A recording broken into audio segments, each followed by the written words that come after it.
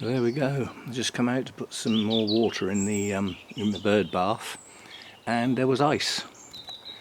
And as you can see, the first frost of the year. So cold last night. Now the grow room starts costing a lot more. But yeah, the last look at the birds on the feeder that I did mention that there was some birds missing that I've had before that just aren't around yet this year. Well, we've got a pair of chaffinches that now come regular, so that's ticked one box. You know, they were there once, went missing, now they're back. And this morning the very first starling appeared, and that may well be because I've actually put the suet balls back out again.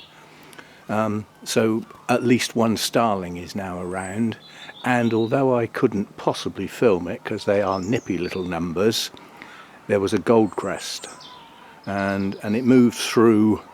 Well, it was in the hedge up there, and it came down and moved through these bushes up to that one, which is just outside the kitchen window, but it stayed in the centre. So I did grab the camera, but I couldn't film it. So we've had a goldcrest in the garden. When I first moved in 2 years ago, there were 5 that used to frequent the what is now the dead tree, but they never came back last year at all. I never saw them once, so at least I've seen one this year. There's still no sign of the goldfinches, and actually I'm going to point that up there at those lovely golden oak leaves with the blue sky. It's better than looking at bird feeders with no birds on. But yes, there's no sign of the goldfinches, and it's no good saying they might be in the trees. If they were around, I'd hear them. They have a distinctive song and twitter, and they're not here.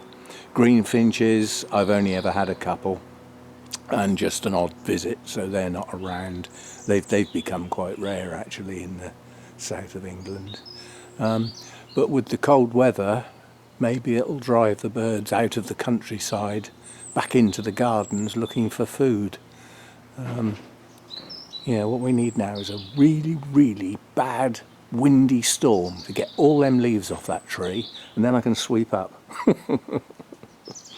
Anyway, although you couldn't class this as a hard frost, we've had our first frost and the first bit of ice on the water for the birds, so I'll have to keep my eye on that each day now.